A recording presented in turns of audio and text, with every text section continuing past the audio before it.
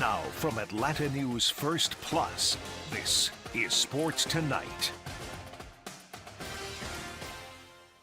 All right, what's up, guys? It is August 1st. We are here for Sports Tonight. Lee Smith here with a new addition to the team, Connor Hines. Hello, hello. Who joins us from Macon. That's right. Last 3 years in Macon. Last 3 years, all right. Well, I decided to go and throw a curveball, too.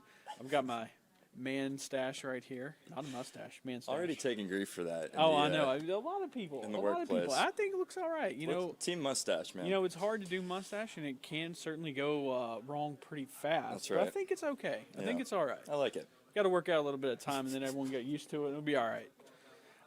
But let's get into some sports today. So we've got a ton of stuff going on this Thursday. UGA starts fall camp. And the big news coming out was that senior wide receiver Ra Thomas was kicked off the team by Kirby Smart. Yeah, I mean, not the way you want to start camp, but not unexpected at this point. And I think, good on Kirby to come out and kind of get it out of the way first day of camp, Lee, because, with so many reckless driving charges and the long history really now of this UGA football program, really ever since the first tragic accident. I mean, not to say that Ra-Ra's only issue was the driving, but I mean, good on Kirby to come out and get it out of the way. Well, he had the family violence charges, multiple family violence charges Correct. from last week, and Right. then last season, before he ever actually got on the field, he had an incident, false imprisonment. Yeah. I'm not exactly sure what the other charges were, but it was serious stuff. Yeah. Now those eventually got dropped. So, but now, these recent charges come back. It's just a lot to have to deal with. And honestly, at Georgia's level, you don't really need Right. that trouble in your program. No, you don't. And You I got think plenty of real places. I think that's been one of the main criticisms of this UGA program, that Kirby and the program has maybe not come out hard enough on these players. Is the message actually getting through to these guys? And I think that's been a question asked of this program. So no questions asked with this one today. Ra is gone, and now UGA is just going to have to move forward. So actually, let's go ahead and get to some sound of Kirby Smart earlier today in his press conference. I'll open with some roster and injury updates. On Ra, had a chance to sit down and meet with him face-to-face Tuesday, which I think was really important, and let him know that he can no longer be a part of the football team, and he understands that, and we wish him nothing but the best moving forward. In terms of injuries and things we have coming into camp, I think I've got a note here from Ron. We've got some guys that are banged up from the summer and just different injuries. Warren Brinson's dealing with an Achilles tendon, so he'll be in and out. It's an opposite one he had in spring, but it's not long. We injected it, and he should be back shortly. Marcus Harrison's dealing with a stress reaction on his foot, should be back shortly. Jordan Hall has a tibia stress fracture that we ended up having to do surgery on. We expect a full recovery. He'll be back hopefully by the first game, but he will be close. Ty Ingram is coming back from an injury that he's dealt with. He's not 100%, but he's close. Smile is able to do some stuff, not everything, but he's almost back. And then Chris Peel had a labral repair at the end of spring, so he'll be limited a little bit. Branson will start practice without limitations, but we will have some load management with him. And then Cole Spears dealing with a little bit of mid-foot sprain. But you guys will see most of those guys that I named involved in some way in practice. Some are just completely out, but others aren't. So we're able to bring 120 into camp. I'm fired up about that. That's good numbers for us. As you know, in the future, it won't be that. So we've got good depth in camp, and we're looking forward to creating some mental and physical adversity through the heat and through practices that we can kind of start to form our team. So with that, I'll open it up to you guys.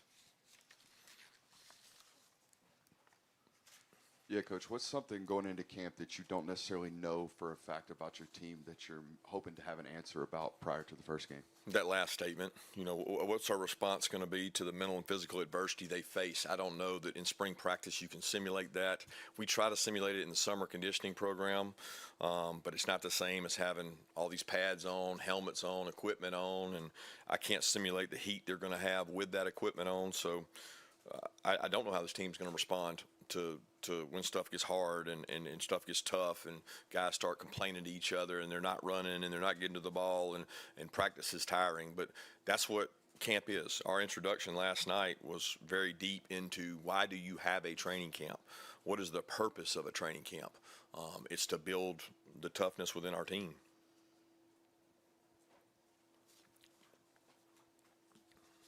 Out of all those, Kirby, I think Branson Robinson news is probably the most surprising, I guess I would put it. But can you put in context the fact that he's able to go without limitations seems very encouraging about him being able to contribute not only this season but early in the season.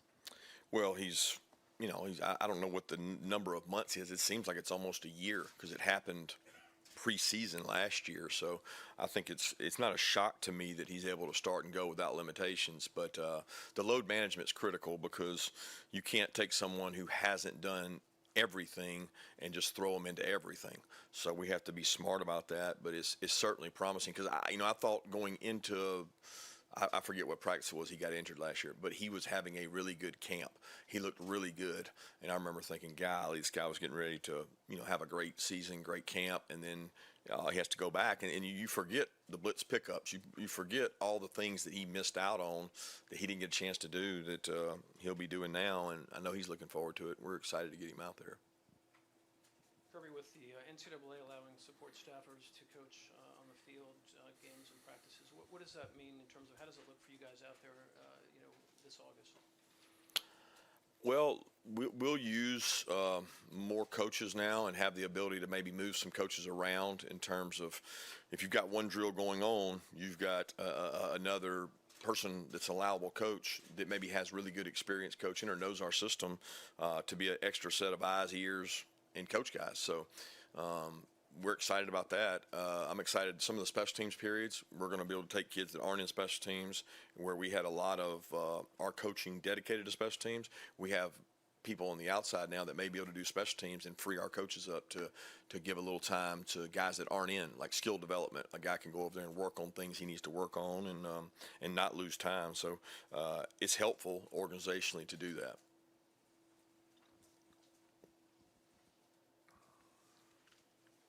Your team has already been picked first in SEC Media Days, and there's an expectation you will be very high, if not at the very top in preseason rankings.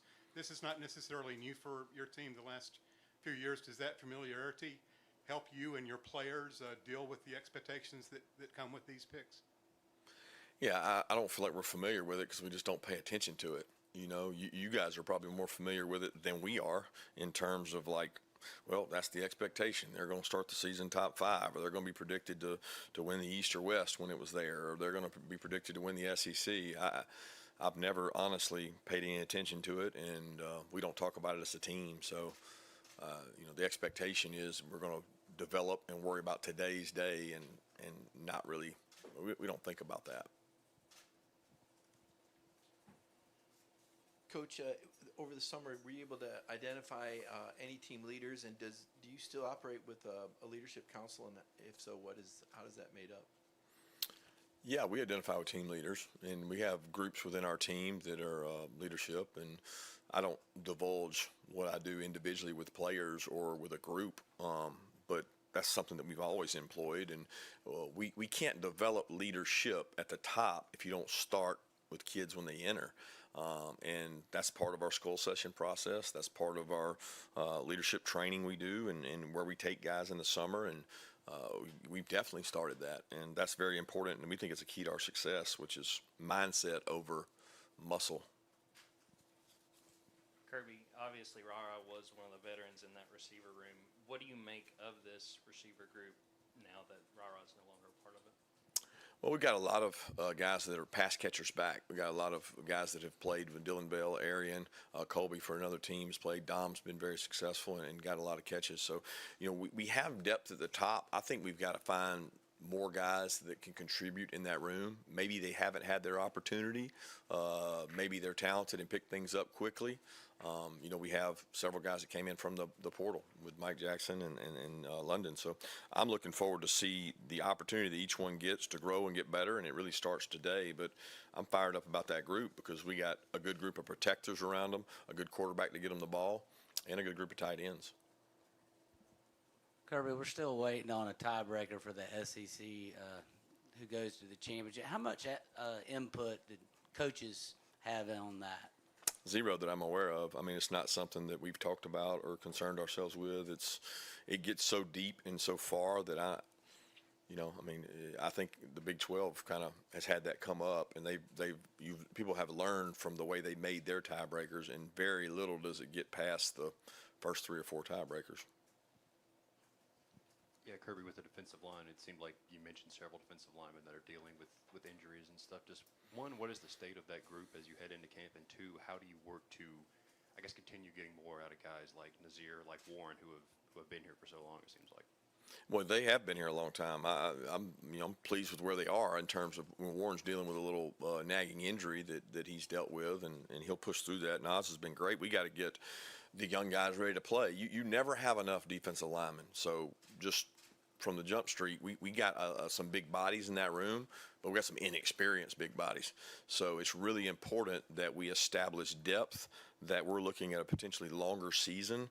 And we have, I want to say it's 4 or maybe 5 new guys, meaning first year with us, because that includes a portal transfer and 4 high school guys that are 300 pounds or greater that haven't played a snap for us. And they will provide our depth in that room, that when guys get injured at that position, they got to be able to step in and play. And that's an area that we got to continue to develop and grow. I mean, everybody does. Nobody has enough of them. Hi, Coach. When looking at all the young DBs on this roster, what's the biggest adjustment they need to make in order to be successful at this level? Well, work ethic, experience, confidence, practice habits. There's a lot of things that go into being able to compete at this level, and some of them already have competed at this level just as a 2 or a 3 in practice. And we put more value in that because maybe you're going against a better guy at Georgia in practice all spring than you may get a chance to go against in the season. So I think they establish confidence in that, and they know and trust that their training is going to carry them. All right, so now here in Atlanta, GSU's got practice starting today for fall camp, and, there's a new man at the helm. Sean Elliott is out. Seems like he was there forever and basically the staple of Georgia State's football program. Truly. So he's on to South Carolina, and now who do they replace him with? None other than Del McGee from just up the road in Athens. Yeah, and look, there's a lot of similarities, between UGA and Georgia State, just in terms of the fan crossover, right? I think a lot of Georgia State fans probably at least pay attention to UGA football, so that's exciting to have Del McGee in the mix, and McGee is going to bring that same, expectation, being a member of the Kirby Smart coaching tree and everything that he was able to do at UGA with the national championship. So new expectations for Georgia State, but an exciting time for sure. Of course, they're coming off a 45-22 win in the famous Idaho Potato Bowl. That's right. The Potato Bowl. French fries. So they got that going for them. They got a little bit of momentum. New coach, ton of new players. They have. It feels like the roster is like basically half of what they had returning last year. Right. So they've got a quarterback battle. Darren Granger's gone, so he'd been there for I think 6 years. So they got to find a new quarterback. They got a new coach. Everything's pretty much new for them. But a couple of players today did tell us in the press conference that they were happy that with the pace of practice and I guess just the level of knowledge between the new coaches. Hugh Jackson is actually coaching over there now. Didn't know that. Yeah. So there's some NFL experience right there. Yeah. It seems like Dell's got it rolling over in downtown Atlanta, and here he is talking about fall camp so far. Always first day is always an enthused time. Kids came out with a lot of energy, juice. Very excited. Still got a lot of work to do, but I was very pleased with our guys' pushing through the elements. It was quite humid this morning, and really the guys and the leadership showed up where it needed to be, but we still got a long way to go. With that, I'll open up for questions. No questions? We're good.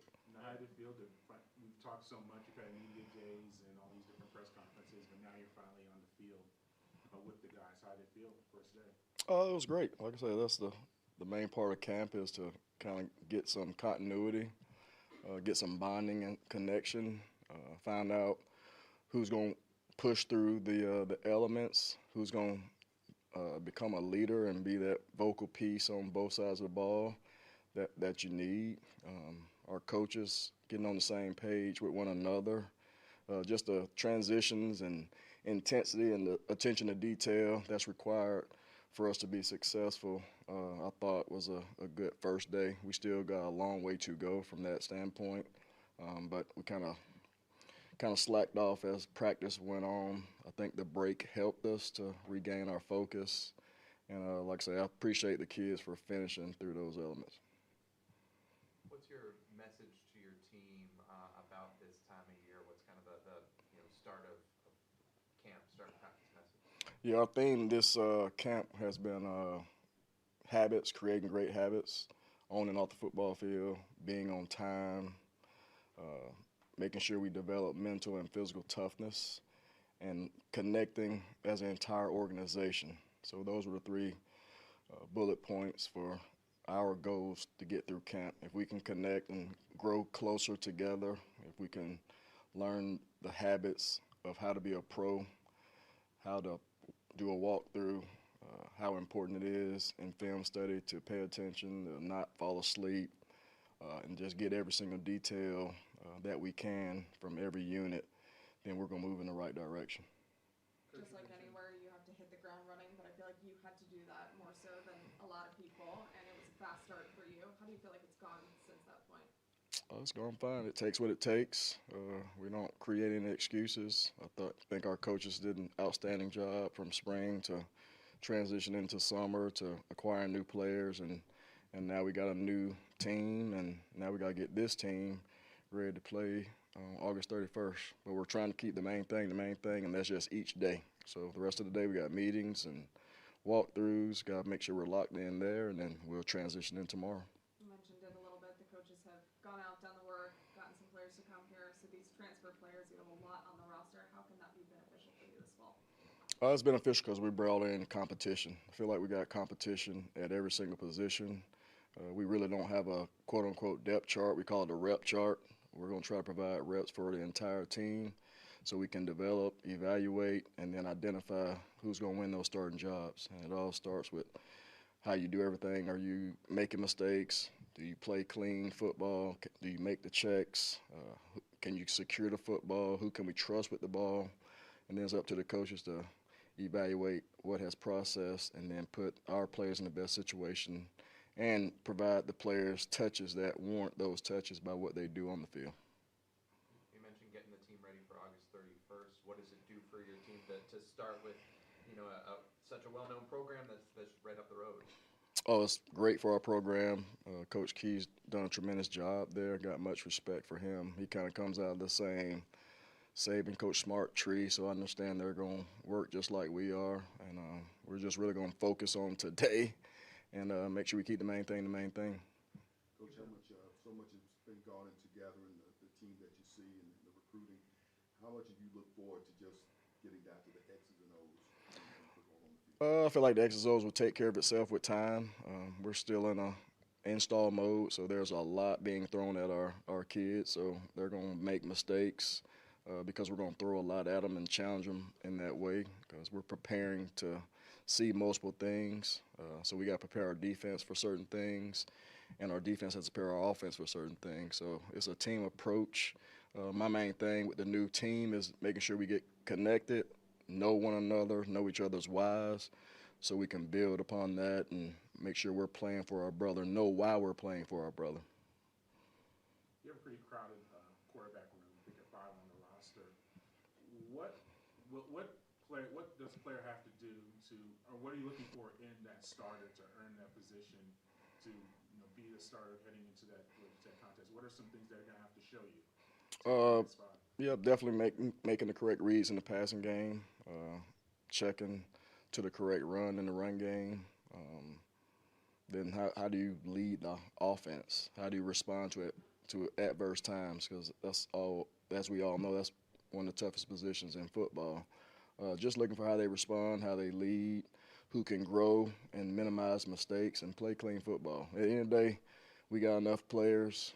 We'll kind of wind things down and tie things up when necessary, but right now we want to challenge their minds, and eventually we'll get to just some basics and kind of evaluate who's going to put us in that best situation to lead this football team. And it may be more than one quarterback. I don't know that. So it's a evaluation process every single day. We look at every single rep, and I like to see that our quarterbacks have taken the bull by the horn, so to speak, with meeting extra, and you see them in the building just as much as coaches. So I am encouraged by seeing that. I'll say, has any one or two of them stood out so far? I wouldn't say nobody stood out. They're all working really hard and trying to grasp the offense, and it's going to be a day-to-day. It's going to be a day-to-day evaluation tool, and you can't get too high, can't get too low. You just got to find the quarterback or quarterbacks that's going to be consistent. You could hear Coach Chaney's voice from the parking lot this morning. What does it mean for you to have? What does it mean for you and this team to have someone like him on this staff with so much experience like that? I think him, Coach Jackson, provide a wealth of knowledge, experience. They know exactly what championship football looks like. They know what it sounds like, and when things aren't done correctly, that's what Chaney's job is. And we want to get it more contagious with some of our other coaches. And I think with him taking the lead with that, the way we split practice, it allows our other coaches to kind of have their voice too. But I'm very appreciative of Coach Chaney, and I know he's going to do a fine job. You've been a part of a lot of fall practices at different places. Things could be taken with a grain of salt, but what for you and this staff constitutes a successful fall camp? Just like I said, we want to grow and connect as a team, make sure the entire organization knows each other's whys, make sure we develop those habits of being on time, being punctual, how to do a walkthrough, take notes in meetings, how to watch film, and then ultimately, how do we develop mental and physical toughness? So if we can check the box on all three of those things that we started the theme out for last night in our team meeting, then it'll be a successful camp. Whereas quarterbacks, only one can be on the field at a time in a game. Usually, there's a lot of running backs, quality depth in the running back room, and those guys might all get to see the field in some form. I just feel like the depth there and the competition there, that they could all end up playing a role in the fall. Oh, yes, sir. I do like the running back room. It's definitely improved, and it's really good competition there. I don't think we lose a whole lot when one running back goes out and another one comes in. It's just learning and growing the offense, learning the details. Then we got to find some continuity up front. We work a lot of different groups, so we're not really worried about the continuity so much right now. We're just really trying to get evaluation and reps and allow these guys to play football and talk and push through the heat and just develop our mental and physical toughness through these elements. One of the mottos of camp has been get 1% better every day. I know when it comes to something like that, it may be a little hard, but could you define what you mean by that as a coach, getting 1% better every single day? Yeah, so if I made whatever mistake I made the previous day, if I can correct that one mistake, that's at least 1% better, because there are going to be some recall plays, situations. If I can not make that same mistake if I made one the prior day, then you got 1% better. Made some additions on the defensive side that are not new to football, but new to Georgia State. But do you think having a fair amount of seniors coming in from the transfer portal, you're not starting from ground zero necessarily, but you got a lot of guys that play a lot of football as well? Yeah, that's going to be up to Coach Scherer to kind of get everyone on the same page, get in a routine, establishing our practice habits, calls, and it goes back to the same thing. How do we watch film? How do we maximize our walkthroughs? Just learn the details, checks with the evolving offenses and what we're going to see in our schedule. Our defense has to be able to adapt and communicate and just taking those fundamental baby steps in that process. Coach Scherer has a plan with that, and just really eager to see how they grow. And it's the same thing, like finding the 11 that's going to start and find those other 11 role players and then finding those guys roll through camp.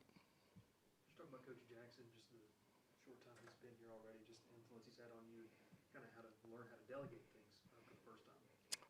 Yeah, Coach Jackson has been a voice. I definitely ask him things. He definitely gives me feedback when needed. Like I said, I'm very grateful to have him. He actually did a presentation yesterday about 2-minute offense. Coming from the NFL, we're going to have the new 2-minute warning. So we had about an hour seminar kind of on philosophical thoughts and moving forward, how can we get better for those situations. All right, so we've been in Athens, we've been in Atlanta. Let's go to Flowery Branch. Flowery Branch, where the Falcons are still doing their training camp. Still got a whole lot of news. Seems like something's, coming a new angle every day. Defense, offense, who's winning, Kirk. You got all the stuff going on. So you've been out there lately. You were out there. So what's the biggest takeaway from this week? Yeah, I think it's interesting because we are kind of the primary go-between between the team and the fans because there are no fans in Flowery Branch. Yep. And the first open practice for the Falcons at Second-Year High School, a lot of positive takeaways and the first chance for fans to see that. I think the difference between the second-year practice and tomorrow night at Mercedes-Benz Stadium, which is going to be the second open practice and final open practice for the Falcons, is Kyle Pitts. Everybody's talking about Kyle Pitts and how good of a camp he's had. Maybe the best yet as an Atlanta Falcon since coming into the NFL. So I think that's really exciting to see the way that Kirk Cousins develops that relationship with him and the other guys out there as well.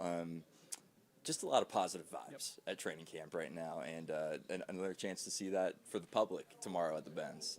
So positive vibes for the Falcons, and now we go to the Braves. They got some also positive vibes a little bit after the trade deadline. Indeed. A lot of people are thinking the Braves would have made a bigger splash, but they get back Jorge Soler and Luke Jackson, which many Braves fans are already familiar with.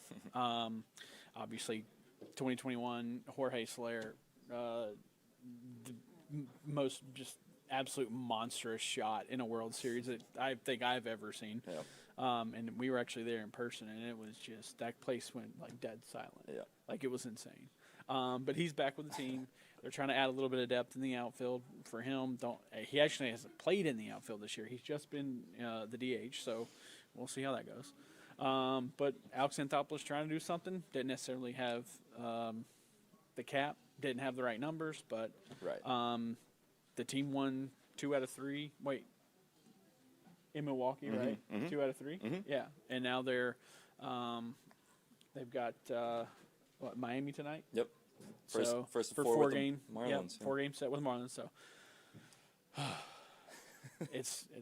they're getting to that point where it's like point of no return. Yeah. Either do or die. No doubt. And I think, a lot of Braves fans are accustomed to this team really, back to the 90s, making big moves at the MLB trade deadline and watching those moves go on to pay off big time. This was not one of those years, just one really significant move to talk about. But when you look at how many guys are on the injured list right now and how much those guys are getting paid, it's easy to see why Alex Anthopoulos was a little more reserved this MLB trade deadline. But we'll see how Soler fits in either the DH or outfield role, because we know he can play both. We're still gonna wait and see how that all shakes out. So last night was a good sign for the Braves. Matt Olson and Austin Riley went back-to-back bombs. That's right. Yeah. And they finally started. It looks like they're finally starting to click a little bit offensively. They just need a little bit of pitching. Yeah, a little bit. Just a little bit. Now everyone's hurt, so they got to get those back. But it is what it is. All right, so moving on. So all right, we got a little bit of time left. What's on your mind? I think you got to talk about what this second half Braves team is going to look like first and foremost, because to your point, I mean, injuries. I mean, they've been bit by the injury bug. Gosh, more than I can remember any other Braves team. Anyone else in the entire league? Yeah, certainly this year. And I mean, even Brian Snitker is just baffled by what's happening. With them, and at some point you just got to laugh and be like, when does this team catch a break? So Still waiting for that break to come. It but, might not come. We don't know. It might. It might. Yeah, you don't know. So what's on my mind? Katie Ledecky, absolutely torching the field Mm-hmm. in the Olympics. It just seems like she's on a tear. I have been watching the Olympics so much last couple of days, so much, badminton, archery. I mean, track. They just all of it. Yes, sign me up. But yeah, so with that's your sports tonight for August 1st. Thank you. Have a good.